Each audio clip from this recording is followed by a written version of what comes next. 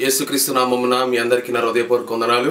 వీడియోలోకి వెళ్ళే ముందు నూతనముగా ప్రారంభించిన ఈ ఛానల్ని మీ వంతుగా సబ్స్క్రైబ్ చేసుకొని లైక్ చేస్తారని, ఈ వీడియో ఆఖరి వరకు చూసి మీ వ్యక్తిగత అభిప్రాయాలను మాకు తెలియజేస్తారని మేము ఆశిస్తున్నాము. అలాగే మీ ప్రార్థన అవసరతలు కూడా మా యొక్క నంబర్ని మేము స్క్రీన్ మీద ఇస్తాము, దానికి మీరు తెలియజేయండి. తప్పనిసరిగా మీ గురించి మేము ప్రార్థన చేస్తాము. Praise the lord. యేసుక్రీస్తు నామములో ప్రియబిడ్డలైన మీ అందరికీ నా హృదయపూర్వక వందనాలు. ఈరోజు ఈ వీడియో తీయటానికి కారణం,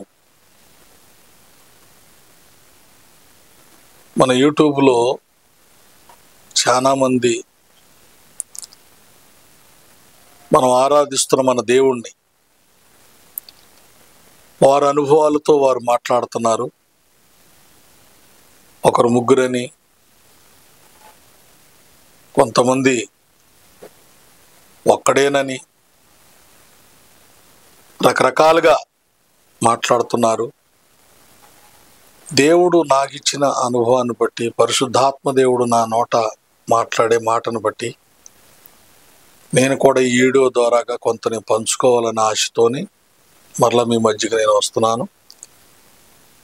అందరూ చక్కగా లాస్ట్ వరకు ఈ మాటలు వినండి. పరిశుద్ధ గ్రంథంలోనే మనం వాక్యాన్ని చదువుకుందాం. నా సొంత మాటలైనను ఏవి కూడా కాదు, కానీ దేవుడు మనకు అప్పగించిన పరిశుద్ధ గ్రంథంలో మాటలే కొన్ని మనం చదువుకొని పరిశీలించుకొని, అసలు దేవుడు, అసలు యేసుప్రభువారు తండ్రి తండ్రి అని ఎందుకు అన్నాడు,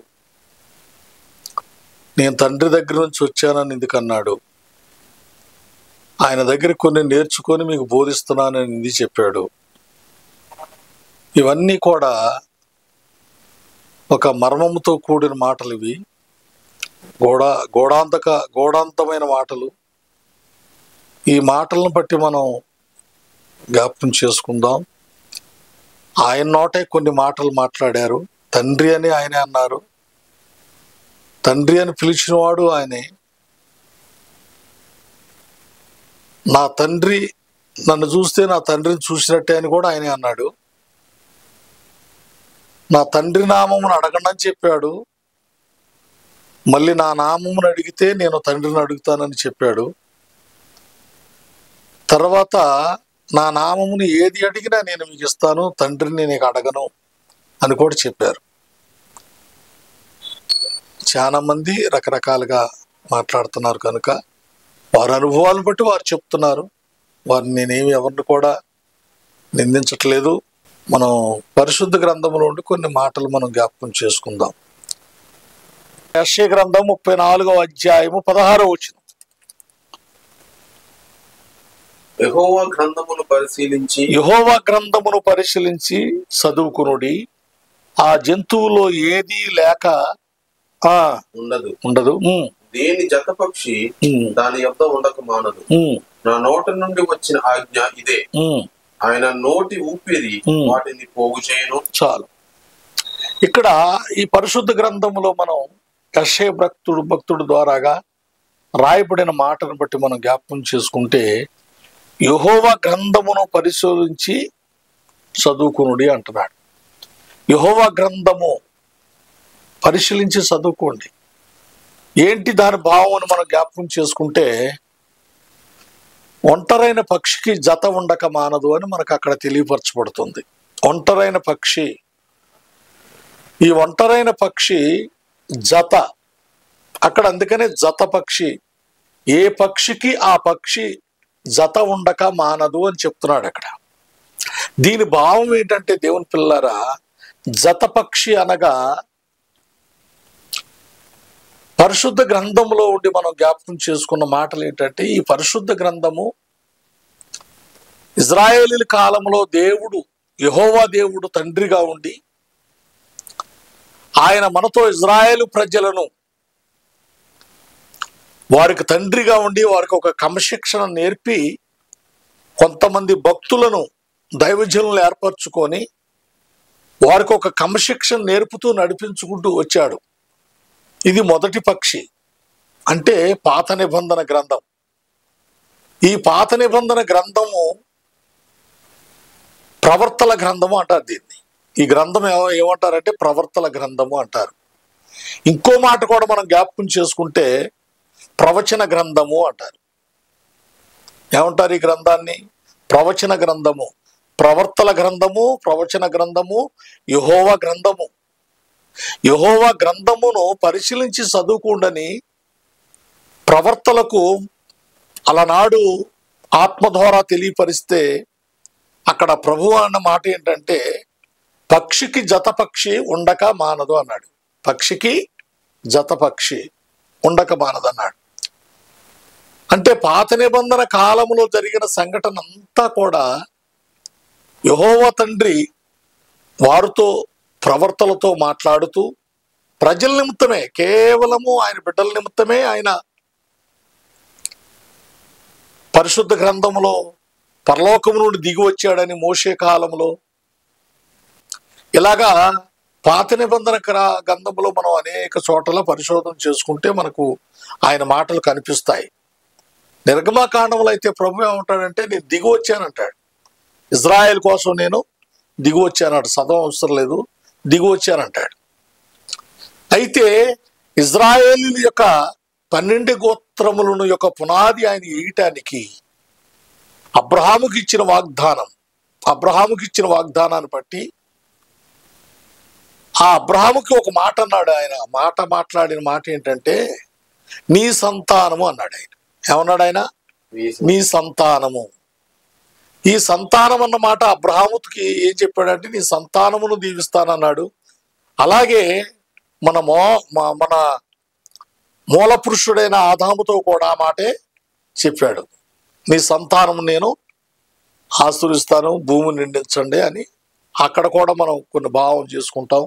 తర్వాత నోవహ కాలంలో వచ్చిన కూడా సంతానం గురించి మాట్లాడుకుంటూ వచ్చాడు.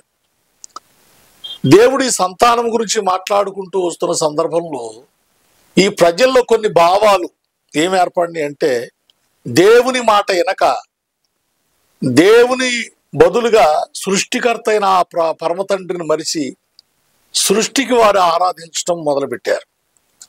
సృష్టిని ఆరాధించడం ఆయన మాట మీరిపోయారు.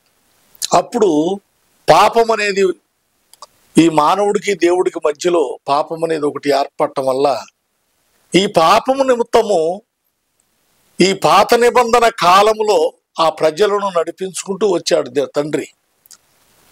నడిపించుకుంటూ వారి పాపాలు క్షమించుకుంటూ నడిపించుకుంటూ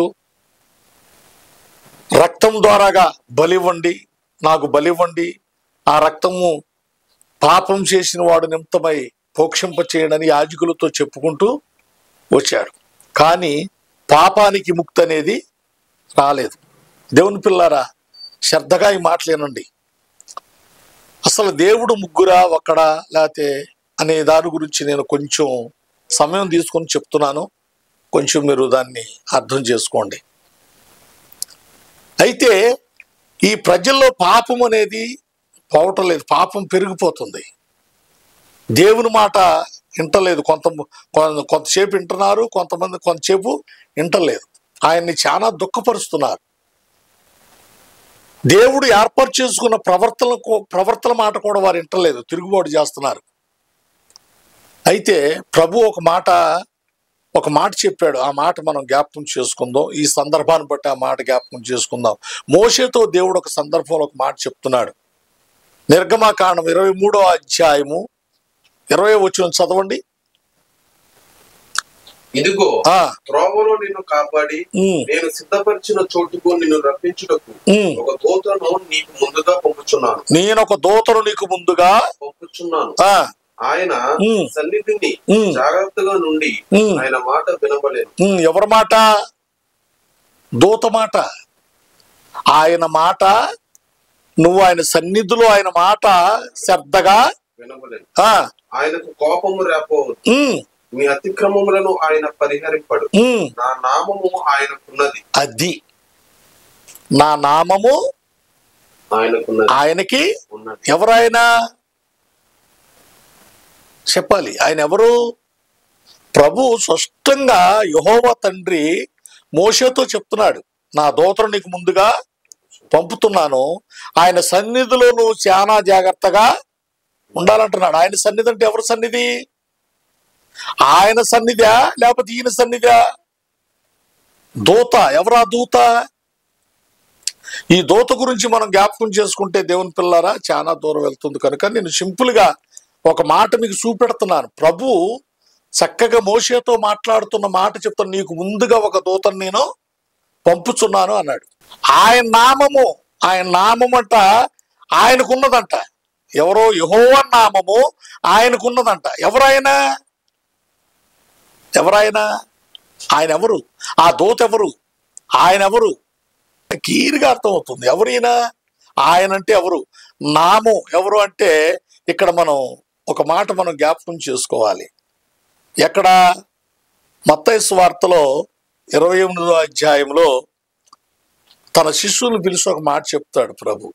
ఏం చెప్తాడంటే, తండ్రి యొక్కయు కుమారుని యొక్కయు పరిశుద్ధాత్మ నామము అన్నాడు. అక్కడ యేసుప్రభువే చెప్పాడు. అక్కడ ప్రభువే యేసుప్రభువే చెప్పాడు. ఏమని చెప్పాడు? కాబట్టి మీరు వెళ్ళి సమస్త జనులను శిష్యులుగా చేయుడి, తండ్రి యొక్కయు కుమారుని యొక్కయు పరిశుద్ధాత్మ యొక్కయు నామములోనికి. నామములని ఉందా? నామము అని ఉందా? ఏకవచనం ఉందా? నామములు ఉందా? నామము అని ఉందా? నామం అంటే ఏంటి? ఓకే, నామం. ఇప్పుడు ఇక్కడ మోషేతో ఏం చెప్తున్నాడు దేవుడు? ఆయనకు నా నామము కట్టబడి ఉన్నది. ఎవరైనా తండ్రి కుమార పరిశుద్ధాత్మ నామము ఒకే నామము. మరి ఇక్కడ ఏమంటున్నాడు మోషేతో? ఇదిగో నీకు ముందుగా నా దూతను పంపుతున్నాను, అతని సన్నిధిలో నువ్వు చాలా జాగ్రత్తగా ఉండాలి, అతనికి నువ్వు కోపం రేపొద్దు, ఆయనకి నా నామము పెట్టబడి ఉన్నది అన్నాడు. ఇప్పుడు ఆయన ఎవరు? ఇప్పుడు యేసుప్రభువని మనకు అర్థం అవట్లేదా? చెప్పాలి. ఇప్పుడు ఆయననే అర్థమవుతుందా? ఆయన నామం, తండ్రి నామం ఎవరికి పెట్టబడిందంటే యేసుప్రభువే అనే అర్థమవుతుంది మనకి. ఆయననే మనకు కొంచెం గుర్తు రావట్లేదా? వస్తుంది కదా, ఆయనని గుర్తుకు వస్తుంది కదా. చూడండి ఒక మాట, ఫిలిప్పీలు రాసిన పత్రిక 2వ అధ్యాయం 5వ వచనం చదవండి. ఫిలిప్పీలు రాసిన పత్రిక 2వ అధ్యాయం 5వ వచనం.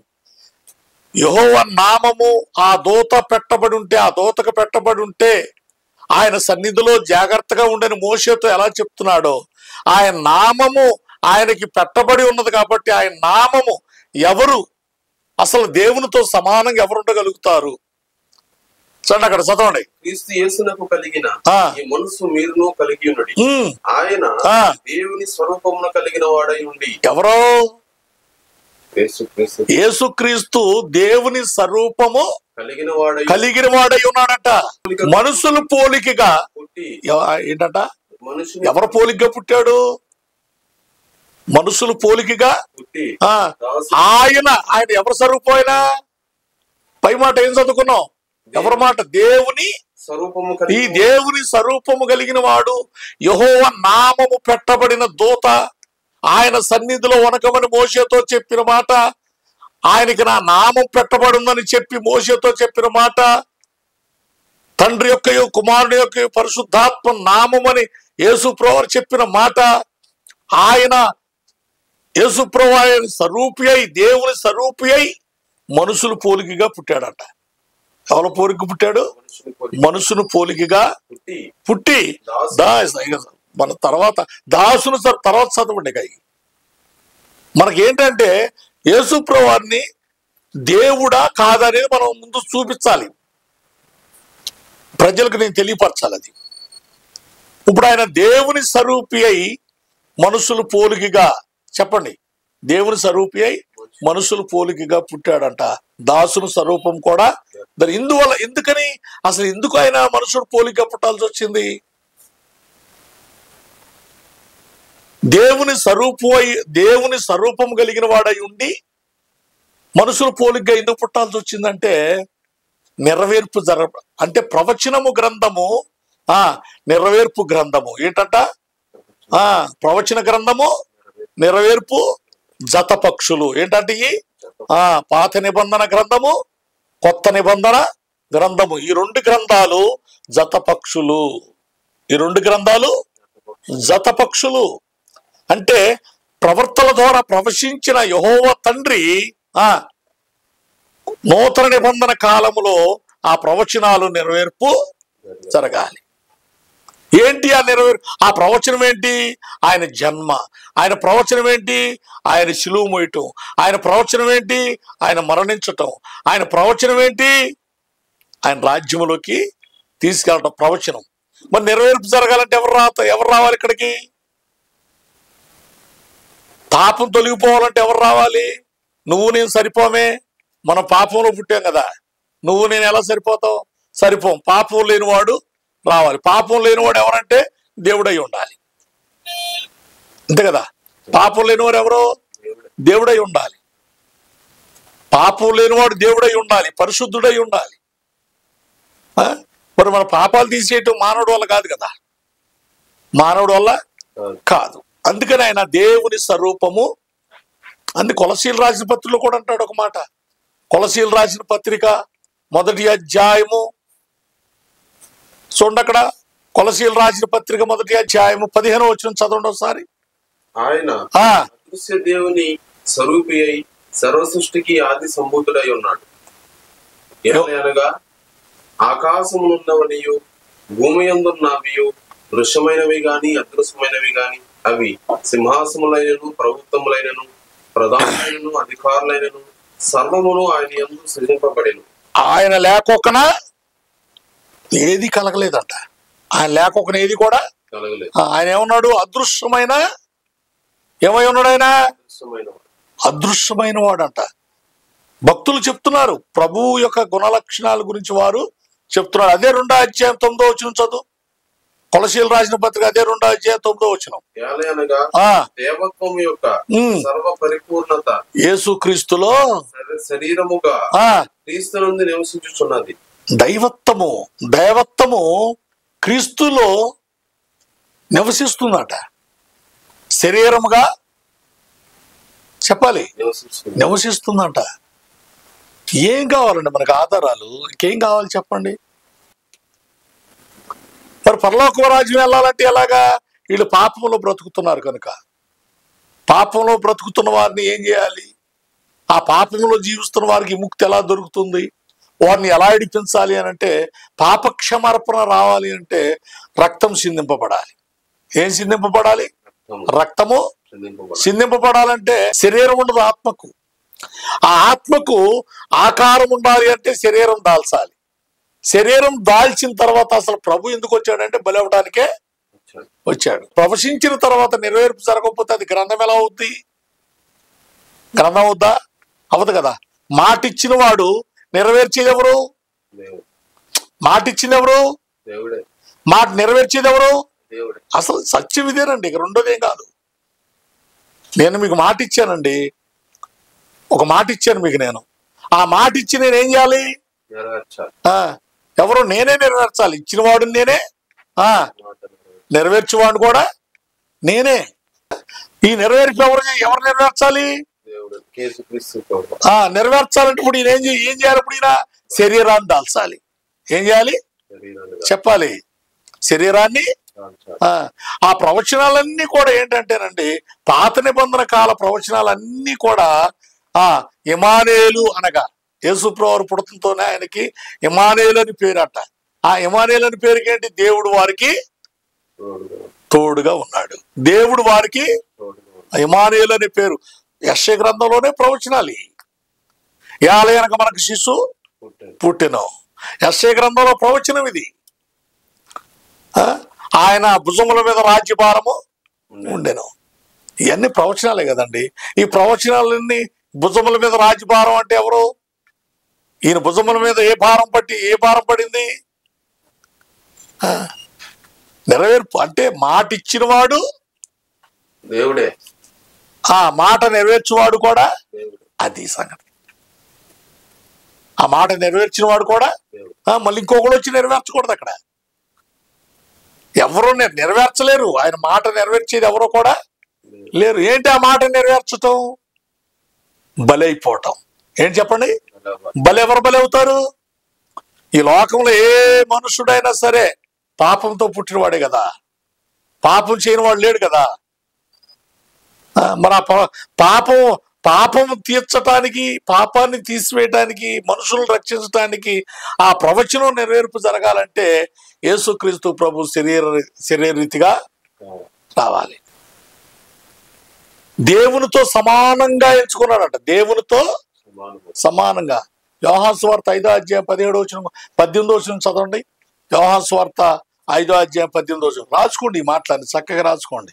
ఆయన విశ్రాంతి దినాచారము మీరుట మాత్రమే కాక దేవుడు తన సొంత తండ్రి అని చెప్పి తను దేవునితో సమానుడుగా చేసుకునేను గనుక, అది దేవునితో సమానుడుగా చేసుకునేను గనుక ఏం చేసుకున్నాడు? దేవునితో సమానముగా, దేవునితో సమానంగా.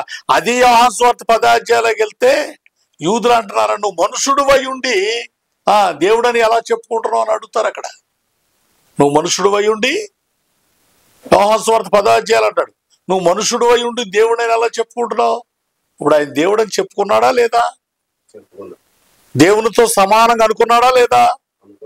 దేవుని స్వరూపం కలిగి ఉన్నాడా లేదా? మాట్లాడండి. మహాదేవుడు అంటాడు. తితుకు రాసిన పత్రికలో ఏమంటాడంటే మహాదేవుడు అంటాడు. చూడండి ఆ మాట చూడండి. తితుకు రాసిన పత్రిక 2వ అధ్యాయము 13వ వచనం. అనగా మహాదేవుడును మన రక్షకుడైన యేసుక్రీస్తు మహిమ యొక్క ఎదురు చూచుచు ఈ లోకములో స్వస్థ బుద్ధితోను నీతితోను భక్తితోను బ్రతుకుచుండవలనని మనకు బోధించుచున్నది. ఎవరంటీనా? అనగా మహాదేవుడును. చెప్పండి, ఎవరంటీనా? మహాదేవుడు, మహాదేవుడు, మహాదేవుడు, మహాదేవుడు అని. ఇప్పుడు ఆయన మర్మముతో కూడి మాట్లాడి, చాలా మర్మంతో కూడి మాట్లాడు. అయితే మరి యేసుప్రభు తండ్రి తండ్రి అన్నాడు కదా, చాలా మందికి ఉన్న డౌట్ ఇదే. చాలా మందికి ఉన్న డౌట్. తండ్రి అన్నాడు కదా, ఎందుకు అన్నాడు? తండ్రి అన్నాడు కదా, తండ్రి ఒక చాటు ఉన్నాడు. ఒక మాట మీకు నేను ఒక మాట జ్ఞాపకం చేస్తాను. రోమీయులు రాసిన పత్రిక చదువుదాం, ఆ మాట చదువుకుందాం. రోమీయులు రాసిన పత్రిక, ఈ స్వార్థ, దేవుని స్వార్థ భక్తులైన వారు చాలా మర్మంగా, పరిశుద్ధాత్మ దేవుని ద్వారా వారు చక్కగా మర్మంగా బోధించారు. చూడండి ఒక ఆ మాట రోమీయులు రాసిన పత్రికలో చక్కటి మాట రాయబడి ఉంటుంది. ఆ మాట మనం జ్ఞాపకం చేసుకుందాం.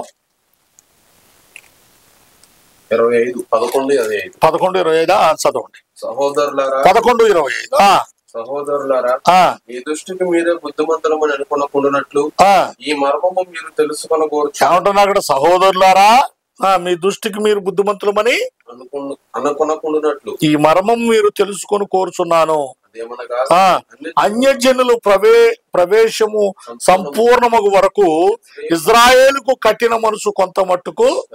అది ఇజ్రాయేలీలు అంటే ఎవరో? యూదులు. ఇజ్రాయేల్ అంటే ఎవరో? యూదులు. దేవుడు అంటే ఒప్పుకోరు. మాకు దేవుడు ఒక్కడే అంటారు. మాకు దేవుడు చెప్పాలి, మాకు దేవుడు ఒక్కడే అంటారు. లేక ఎవరో ఆ ఒక్కళ్ళెవరో?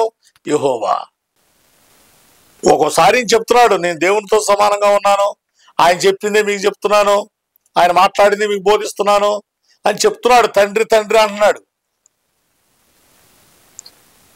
చాలా సందర్భాలు వస్తాయి. యోహాను సువార్తలో చాలా మాటలు ఉంటాయి. మీ తండ్రి మీ తండ్రి అబ్రహాం కాడికి నేను గొప్పవాడిని అంటాడు. మీ తండ్రి పుట్టక ముందే నేను ఉన్నానంటాడు. చాలా చక్కటి మాటలు ఉంటాయి. ఆయనే సంబోధిస్తున్నాడు. ఈ మాటలన్నీ కూడా వాళ్ళు ఎదురైనప్పుడల్లా చెప్తుంటాడు ఈ మాటలు. ఇజ్రాయేలీలు అన్యజనులు సువార్తని రక్షింపబడే వరకు యూదులకంట ఏం చేశాడంట? కొంత మట్టుకు కఠిన మనసు. ఏం చేశాడు? కొంత మట్టుకు కఠిన మనసు. ఏంటి ఆ కఠిన మనసు? ఈయన దేవుడు అంటే వాళ్ళు ఒప్పుకొనే. అది ఎవరో? యేసుక్రీస్తు దేవుడు అన్నాడు అనుకో, వాళ్ళు ఒప్పుకోరు. మా దేవుడేరే ఉన్నాడు అని అంటారు. స్వార్థ ఇది రహస్యమైన మాట అండి. ఇది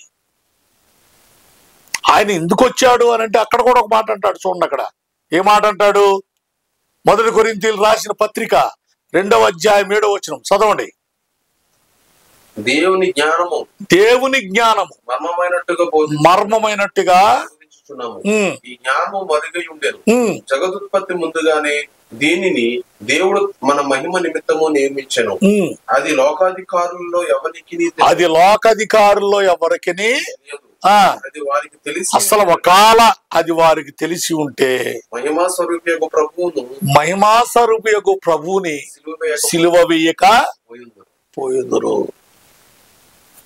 బాగా జ్ఞానం అర్థం చేసుకోండి దేవుని పిల్లలు ఈ వాక్యాన్ని. ఒకవేళ ఆయన దేవుడు, నేను దేవుణ్ణి అని ఒకవేళ చెప్పున్నాడు, చెప్పినా వాళ్ళు నమ్మలేదనుకోండి. అసలు నేను దేవుడు అని చెప్పిన వారు నమ్మలేకపోయినప్పటికీ కూడా ఈయన ఇక్కడ ఏమంటున్నాడు అంటే, ఒకవేళ భక్తుడు పౌలు కొరింథీ సంఘంతో చెప్తున్నాడు ఈ మాట. ఆయన జ్ఞానము ఈ లోక సంబంధంలో ఎవరికి అర్థం కాదు. అది మురుగై ఉన్న జ్ఞానము. ఒకవేళ ఆ జ్ఞానం వాళ్ళకి ఎవరికైనా తెలిస్తే, క్రీస్తు దేవుడని తెలిస్తే ఆయన సిలువ అయినే. అందుకని యూదులకి కొంతవరకు ఏ మనసు కలగజేశాడు? కఠిన మనసు. ఇక వాళ్ళకి దయా దాక్ష్యం అనేది లేదు. మా దేవుడు అనే సబ్జెక్ట్ మీదే ఉంటారు వాళ్ళు. మా తండ్రి ఒక్కడే, మా దేవుడు ఒక్కడే, యేసుక్రీస్తు ప్రభు దేవుడు కానే. ఇప్పుడు చాలా మంది ఉన్నారండి అలాగా. చాలా మంది యేసుప్రభు దేవుడు కాదని చెప్పేవాళ్ళు ఉన్నారు. అసలు పరిశుద్ధ గ్రంథంలో జతపక్షి, ప్రవశించే పక్షి, ప్రవచనం నెరవేర్చే పక్షి, ఈ 2 పక్షులు యెహోవా గ్రంథమును పరిశీలించి చదువుకోండి లేఖనం చెప్తుంటే, ఏ పక్షికి ఆ పక్షి జతపక్షి ఉండక మానదని చెప్తుంటే, ఇప్పుడు ఈ బైబిల్ గ్రంథంలో నూతన నిబంధన గ్రంథాన్ని కొంతమంది ఇప్పుడు బోధకులు వచ్చి సింపేస్తున్నారు. కొత్త నిబంధన పాత నిబంధన ఒకటే అని చెప్తున్నారు. తండ్రి దేవుడని యెహోవా ఒక్కడే దేవుడు, యేసుక్రీస్తు దేవుడు కాదు అని చెప్పే బోధ వచ్చేసింది ఇప్పుడు. కొంతమంది ఏం చెప్తున్నారంటే, యేసుప్రభు దేవుడు కాదు, ఒకవేళ యేసుప్రభు నమ్మితే నరకానికే పోతారని చెప్తున్నారు. ఎక్కడ పోతారంట చెప్పాలి? ఎక్కడ పోతారంట? యేసుప్రభు నమ్మితేనంట నరకానికి వెళ్ళిపోతారంట. ఆ బోధ కూడా వచ్చేసిందండి. యేసుప్రభు దేవుడు కాదు, యేసుప్రభు మాట నమ్మొద్దు. మరి పరలోక రాజ్యం ఎవరు తీసుకెళ్తారు? అసలు యేసుప్రభు లేకపోతే ఈ ప్రవచనం నెరవేర్పుందా? చెప్పండి. పాపికి రక్షణ ఉందా? మారు మనుషుకు అనుభవం ఉందా? పరలోక రాజ్యానికి మార్గం ఉందా? ఒక మాట నేను చెప్తున్నాను దేవుని పిల్లారా, పాత నిబంధన కాలంలో పరలోకానికి మార్గం ఉందా? ఉంది, మార్గం ఉంది. ఎవరు? దేవుడే. మార్గం ఉంది, కానీ నడిపించేవాడు, పరలోకం నడిపించేవాడు, పరలోకం నడిపించేవాళ్ళు తీసుకెళ్లేవాళ్ళు లేడు. పరలోకం తీసుకెళ్లాలంటే ఎవరు తీసుకెళ్ళాలి? ఆయన ఒక్కడే తీసుకెళ్ళాలి. ఎవరో? దేవుడే తీసుకెళ్ళాలి. అందుకనే యేసుక్రీస్తు ప్రభు అంటాడు, పరలోకము నుండి వచ్చిన వాడు తప్ప పరలోకమునకు ఎక్కి వెళ్ళి వాడు ఎవడో కూడా లేడు. యోహాను సువార్తలు అంటాడు ఆ మాట కూడా. పరలోకం నుంచి ఎవరైతే దిగొచ్చారో వారే అక్కడికి తీసుకెళ్ళాలి. యేసుప్రభు తప్ప ఎవరో కూడా పరలోకం తీసుకెళ్ళలేరు, వెళ్ళలేరు. చక్కటి మాటలండి. అందుకని ప్రభువారు ఏమంటాడంటే, నేనే మార్గము, నేనే సత్యము, నేనే జీవం, నా ద్వారాగే తండ్రి అని ఎందుకు అంటున్నాడు? అసలు ఈ తండ్రి అనే మాట, ఈ కుమారుడే తప్ప దేవుడు కాదు అనే మాట చాలా విధిగా మాట్లాడుతున్నారండి ఈరోజు. ఒకవేళ యేసుప్రభుని దేవుడని ఒప్పుకుంటే తప్పే ఉంది? ఏమండి, యేసుప్రభు దేవుడని ఒప్పుకుంటే తప్పే ఉంది అసలు? ఈ లోక సంబంధమైన మనుషులు ఎవరన్నా ఒక పుణ్యకార్యం ఏదో మంచి కార్యం చేస్తే దేవుడని, ఈ లోక మనుషులు దేవుడని ఒప్పుకుంటున్నారు కదా. అసలు పరలోకం నుండి దిగి వచ్చిన మహానుభావుడిని, ప్రాణం పెట్టిన పరమ తండ్రిని, మన కొరకు రక్తం సిందించిన ఆయన్ని, సమాధి చేయబడి మృత్యుంజయుడై తిరిగి లేచిన ఆయన్ని దేవుడని ఒప్పుకోవటానికి ఏంటంటే తప్పు? ఆ ముద్ర గుద్దే చెప్పేస్తున్నారండి బాబు. ఆయన దేవుడు కాదంట, కుమారుడేనంట. ఇంకో మాట కూడా ఉంది, తండ్రి కుమారుడు, కుమారుడు తండ్రి అని ఒప్పుకున్న వాడు ఏంటంట? క్రీస్తు విరోధంట. మొదటి యోహాను పత్రికలో ఉంటుంది ఆ మాట. వాక్యం ఒక్కొక్క వాక్యం తీసుకొని చూపెడుతున్నారు. తండ్రి కుమారుడు, కుమారుడు తండ్రి అని ఒప్పుకున్న వాడే క్రీస్తు విరోధి. చూడండి, ఒక మాట చూద్దాం. చూడండి, 2 తిమోతి పత్రికలో ఒక మాట అంటాడు. ఒక మాట మనం చదువుకుందాం. 2వ అధ్యాయం, 2 తిమోతి పత్రిక 2వ అధ్యాయము 19వ వచనం చదువుదాం. అయినను దేవుని యొక్క స్థిరమైన పునాది నిలకడగా ఉన్నది. ప్రభువు తన వారిని ఎరుగును అన్నది.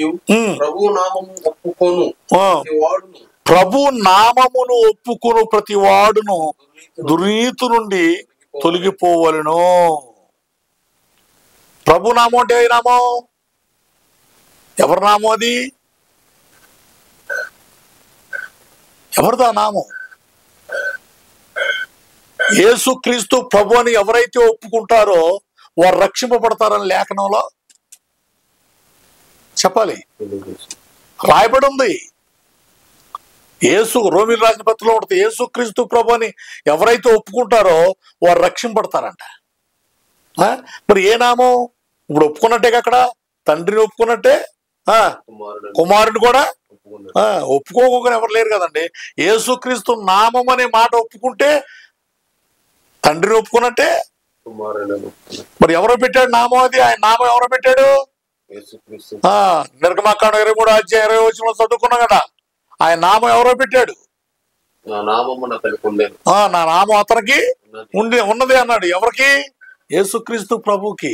ఆయన నామంలో, యేసుక్రీస్తు నామంలో మనం ఒప్పుకుంటే మనకేం దొరుకుతుంది? పరలోకానికి తీసుకెళ్లేది ఎవరు? నేనే మార్గం, నేనే సత్యం అని చెప్పింది ఎవరు? ఆయనే. ఆయన మాటలోనే మనం విందాం ఈ మాట. అదే యోహాను సువార్త 14వ అధ్యాయం ఆయన ఏమని చెప్పాడో విందాం. ఆయన మాటలోనే విందాం మనం. యోహాను సువార్త 14వ అధ్యాయం మొదటి నుంచి చదువుకున్నాం. మీ హృదయమును కలవరపడనీయకుడి, దేవుని యందు విశ్వాసం ఉంచుచున్నారు, నా యందును విశ్వాసం ఉంచుడి. ఏమంటున్నాడు అక్కడ? మొట్టమొదటి మాట ఏమంటున్నాడు? మీ హృదయములను. అంటే ఎందుకన్నాడు ఆ మాట? ఆ మాట ఎందుకు అనాల్సి వచ్చింది? మీ హృదయములను కలవరపడనీకుడి అనే మాట ఎందుకు అనాల్సి వచ్చింది? వారి హృదయాలు కలవరపడుతున్నాయి, సందేహపడుతున్నాయి. ఎందుకంటే యేసుప్రభువు వారు 12 మంది శిష్యుల్ని ఏర్పరచుకున్న తర్వాత యేసుప్రభువు వారు నోటకుంటూ వచ్చే మాట ఒక్కటే ఏంటంటే తండ్రి అన్నాడు. ఒక డౌట్ వచ్చింది కాబట్టి తండ్రి తండ్రి తండ్రి తండ్రి అని నేను అంటుంటే నా తండ్రి గురించి వారు ఏదో అడగాలనుకుంటున్నారు కాబట్టి మొట్టమొదటి మాట ఏం చెప్పాడంటే మీ హృదయములను. ఆయన సిలువు టైం వచ్చేసింది. ఇక సిలువు మీదకి ఆయన ఎక్కడానికి ఆయన సమయం, ఆయన గడి వచ్చేస్తుంది. ఆయన శిష్యుల్ని పిలుచుకొని చెప్తున్నాడు, ఇక తండ్రిని మీకు చూపించే గడియ వచ్చేసింది అనుకుని ఆయనలో అనుకొని వారికి చెప్తున్నాడు, మీ హృదయములను. నా తండ్రి ఇంట అనేక నివాసములు కలవు. తండ్రి అంటున్నాడు అక్కడ. నేను ఎడలా మీతో చెప్పుదును, మీకు స్థలము సిద్ధపరచబడుచున్నాను. నేను వెళ్ళి మీకు స్థలము సిద్ధపరిచిన ఎడల నేనుండు స్థలములో మీరు ముందులాగున మరలా వచ్చి నా యొద్ద ఉన్నటకు మిమ్మల్ని తీసుకొని పోదును. నేను వెళుచున్న స్థలము మార్గము తెలియనని చెప్పాను. అందుకు తోమా, ప్రభువా ఎక్కడికి వెళుచున్నావో మాకు తెలియదే, ఆ మార్గం ఎలాగూ తెలియనని ఆయన అడుగు. తోమా అడుగుతున్నాడు. తోమా అన్నాడు, అయ్యా పరలోక రాజ్యం ఆ మార్గం అంటున్నావు కదా, ఆ మార్గం ఏంటో మాకు తెలియదు అంటున్నాడు. అప్పుడు ప్రభు ఏమంటాడంటే నేనే మార్గము, సత్యము, జీవము, నా ద్వారే. అక్కడ ఒక మాట మనకి అర్థమైపోయింది ఏంటంటే, నా ద్వారాగే మీరు నా తండ్రి దగ్గరికి, అంటే పరలోకం చేరాలంటే నా ద్వారాగే మీరు.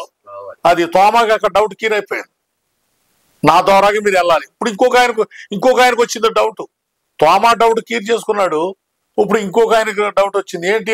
ఎవరు ఆయన అంటే? ఫిలిప్పు. ఆయన ఏమన్నాడు? మీరు నన్ను ఎరిగి ఉంటే నా తండ్రిని ఎరుగుదురు, ఆయనను చూచి ఉన్నారని చెప్పాను. అప్పుడు ఫిలిప్పు, ప్రభువా తండ్రిని మాకు కనబరచుము, మాకంతే చాలని ఆయనతో చెప్పగా, యేసు ఫిలిప్పు నేను ఎంత కాలము మీ యొద్ద ఉండినను నీవు నన్ను ఎరగవా. అది తోమ మార్గం గురించి అడిగాడు. ఆ డౌట్ క్లియర్ చేశాడు తోమాకి. నేనే మార్గం, నేనే సత్యం, నేనే జీవం అన్నాడు. అక్కడ ప్రభు ఏమన్నాడంటే, నన్ను ఎరిగి ఉంటే నా తండ్రి కూడా ఎదురు. చూసారా, తండ్రి గురించి ఆయన, తండ్రిలో ఉన్న గుణలక్షణాల గురించి కొన్ని ఆయన చెప్పుకుంటూ వస్తున్నాడు. ఇక నన్ను చూస్తే నా తండ్రిని వాళ్ళ డౌట్లు క్లియర్ అవటానికి చెప్తున్నాడు. నన్ను చూస్తే నా తండ్రిని చూసినట్టే అని అన్నాడు. తర్వాత ఇంకొక ఆయన పట్టుకున్నాడు, ఆయన పిలుపు. ఆయన ఏమన్నాడు, ప్రభువా మాకు తండ్రిని చూపించాయ్యా, ఇవన్నీ ఎందుకు మాకు? తండ్రి మేము మీ అంట నడిచినంత కాలం, మిమ్మల్ని వెంబడించినంత కాలం మీరు తండ్రి తండ్రి తండ్రి తండ్రి తండ్రి అంటున్నారు కదా, ఆ తండ్రిని ఒకసారి మాకు చూపించాయా, కొంచెం మా డౌట్ క్లియర్ అవుద్ది అని అడిగాడు పిలుపు. అప్పుడు ప్రభు ఏమంటున్నాడు, ఆయన నోటుకుంటా ఏమన్నాడు, యేసు పిలుపు, నీ యొద్ద నన్ను ఎరగవా. నీ యొద్ద ఉంటే నువ్వు నన్ను ఏంటి? ఇప్పుడు దీనికి అర్థం ఏంటి? ఇప్పుడు యేసు ఎవరని అర్థం చెప్పాలి. పిలుపుతో అంటాడు, నేను ఎంతకాలం ఉండేనో నీవు నన్ను తండ్రిని మాకు చూపిమని, తండ్రిని మాకు కనపరచమని నువ్వు ఎలా చెప్పుచున్నావు? ఎంతకాలం నీతో ఉండి నువ్వు నన్ను ఎరగవా? చక్కగా బోధిస్తున్నాడండి పిలుపుతో యేసుప్రభు చక్కగా బోధిస్తున్నాడు. తండ్రి లక్షణములు కలిగిన మాటలు అవన్నీ కూడా చక్కగా యేసుప్రభు వారే చక్కగా, ఆయన భక్తులైన వారు కూడా కొంతమంది వివరించుకుంటూ వచ్చారు. ఇప్పుడు ఈయన యేసుప్రభు దేవుడా కాదంటే ఏం చెప్తారు మీరు? దేవుడు కాదని చెప్తా. ఇప్పుడు దేవుడు కాదా? నేను దేవుడు అని చెప్తాను. నేను ఆయన దేవుడనే చెప్తాను. ఎందుకని? నాకు ఒక్కడే దేవుడు. నాకు ఎంతమంది దేవుడు? 2-3 దేవుడు కాదు, నాకు ఒక్కడే దేవుడు. ఇప్పుడు నా తండ్రిలో ఎంతమంది అని చెప్తాను నేను? నా తండ్రిలో ఎంతమంది అని చెప్తానండి? నా తండ్రి, మీకు తండ్రిలా అయ్యా మీ తండ్రి ఒక్కడే అని చెప్తాను నేను. నాకు దేవుడు కూడా ఒక్కడే. ప్రాణం పెట్టినోడు దేవుడు అంటే తప్పే ఉందండి. సర్వసత్యంలోకి నడిపిస్తూ మన కొరకు జ్ఞాపన చేస్తున్న పరిశుద్ధాత్మ దేవుడు, ఆయన్ని దేవుడు అని చెప్పుకోవడం వల్ల తప్పే ఉంది. అంటే 3 దేవుళ్ళా? కాదు, నామం ఒక్కటే.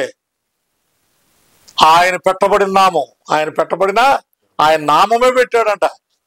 నిర్గమాకాండం 23వ అధ్యాయం 20వ వచనంలో తండ్రి యొక్క, కుమారుడు యొక్క, పరిశుద్ధాత్మ నామము ఒకే నామము. ఏంటండి? ఒక్కడే. పాపములో నశించిపోతున్న ప్రజల కొరకు బలి అవటానికి ఆయన ఈ లోకానికి మానవ శరీరమును ధరించుకొని మార్గాన్ని చూపడానికి, ఆయన ఈ లోకి తీసుకెళ్ళటానికి వచ్చాడు ఆయన. అందుకని మహాదేవుడు అన్నాడు, దేవుని స్వరూపం అన్నాడు, ఆయనతో సమానంగా అనుకున్నాడు. దేవుడు అని చెప్పుకుంటాను తప్పే ఉంది మనకు వచ్చే నామోషికి ఏంటి ఆయన దేవుడు అని చెప్పుకుంటాం వల్ల? తండ్రి అన్నాడు, తండ్రి అని ఎందుకు అన్నాడో కూడా పరిశోధించుకోవాలిగా మనం పరిశోధించుకోవాలి కదా.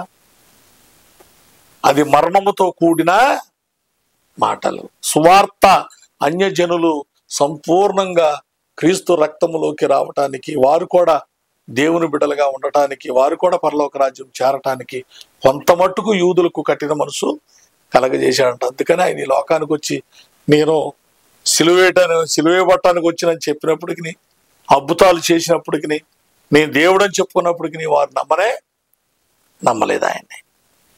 అందుకని ఆయన్ని సిలువేశారు. సిలువేయబట్టానికి ఆయన ఈ లోకానికి వచ్చాడు. బలి అవటానికి ఆయన ఈ లోకానికి వచ్చాడు. ఆయన త్యాగం అందరూ చూడాలి, అందరికి మారు మనసు కలగాలని, ప్రవచనాలు నెరవేర్పు జరగాలని ఆయన ఈ లోకానికి వచ్చాడు. అందుకనే ప్రవచన గ్రంథము, నెరవేర్పు గ్రంథము. చెప్పండి, ఏ గ్రంథం ఇది? ప్రవచన గ్రంథము, నెరవేర్పు గ్రంథము. ప్రవచన గ్రంథంలో ప్రభు ప్రవర్తల ద్వారా ప్రవచించుకున్నాడు దేవుడు. నెరవేర్పు జరగటానికి యేసుక్రీస్తు మహాదేవుడిగా, ఆయనతో సమానుడిగా నెరవేర్పు చేసి, అందుకనే ప్రవచించేవాడే నెరవేర్పు చేస్తాడు. చెప్పాలి, ఇప్పుడు ప్రవచించేవాడు, మాట ఇచ్చేవాడు ఏం చేస్తాడు? మాట ఇచ్చినవాడు, దాన్ని నెరవేర్చేవాడు కూడా ఆయనే. మళ్ళీ ఎవరు రావటానికి కుదరదు, ఆయనే రావాలి. అది ఆ మాట ఇచ్చిన మాట ఏ మాట? సామాన్యమైన మాట. పాపములో నివసిస్తున్న ప్రజలను రక్షించాలి. రక్షించాలంటే ఎవరు రావాలి? పరిశుద్ధుడే రావాలి, పాపము లేనివాడే రావాలి. ఆయన ఈ లోకానికి రావాలంటే ఒక శరీరాన్ని దాల్చాలి, ఆత్మలో ఉన్నవాడు శరీరాన్ని దాల్చాలి. యోహాన్ అంటాడు, ఇదిగో లోక పాపమును మోయిచున్న దేవుని గొర్రెపిల్ల అన్నాడు. ఇదో గొర్రెల కొరకు ప్రాణం పెట్టే మంచి కాపరి అన్నాడు. మరి ఆ గొర్రెపిల్ల ఎవరు? ఈ కాపరి ఎవరు? ఆయనే కదండి. కాపరి ఆయనే, గొర్రెపిల్ల ఆయనే. ఒక సందర్భంలో యేసుప్రభు తన శిష్యుల్ని యోహాను సువార్త 13వ అధ్యాయంలో ఆయన శిష్యుల పాదాలు కడుగుతుంటాడు. అందరి మధ్యలో కూర్చున్నాడు. ఆయన భుజం మీద స్టవల్ ఉంది. ఆయన భుజం మీద స్టవల్ ఉంది. అందరు కూర్చోబెట్టాడు. ఆయన వాళ్ళ పాదాలు కడగటానికి ఈ భుజం మీద ఉన్న స్టవల్ తీసి నడుము కట్టుకున్నాడు. నడుముకి భుజం మీద స్టవల్ ఉన్న వారిని ఏమంటారు? యజమానుడు, కాపరి అంటారు. ఇప్పుడు ఆ స్టవల్ని తీసి నడుము కట్టుకున్న వాళ్ళు ఏమంటారు? దాసుడు అంటారు. అంటే ఆ యజమానుడు ఆయనే, ఆ దాసుడు ఆయనే. ఎంత గొప్ప రహస్యమైన మాటలండి, ఎంత గొప్ప రహస్యమైన మాటలండి. చాలా చాలా ఆయన్ని కుమారుడుగా వారి అనుభవాలతో వారు మాట్లాడుతున్నారు అనుకోండి. నేను ఎవరిని నిందించడానికి నేను ఈ వీడియో చేయట్లేదు. నాకున్న అనుభవాన్ని బట్టి నేను దేవుడు నాకు నేర్పిన పాఠాన్ని బట్టి నేను మాట్లాడుతున్నాను. కానీ నాకైతే మాత్రం దేవుడు ఒక్కడే, నాకు మాత్రం. ఎందుకంటే నేను అన్యుల కుటుంబం నుంచి రక్షింపబడ్డాను. ప్రభుని ఎరగని కిందట ఎన్నెన్నో నామాలకి పూజలు చేసుకుంటూ వచ్చాను. కానీ నాకు ఒకే నామం కలిగిన వాడు ఆయన ఒక్కడే. ఒకే నామం కలిగిన వాడు నాకు ఆయన ఒక్కడే. ఆయనే నాకు దేవుడు.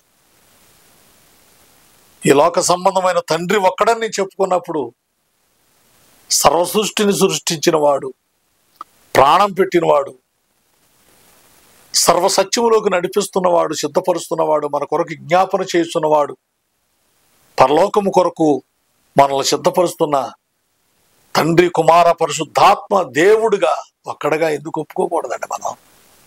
ఎందుకు మనం నేను ఒప్పుకుంటానండి. నేను ఖచ్చితంగా ఒప్పుకుంటాను. నాకు దేవుడు ముగ్గురు కాదు, ఒక్కడే దేవుడు. నాకు ఒకే దేవుడు. నీ కొద్ది మాటలు దేవుడు దీవించును గాక.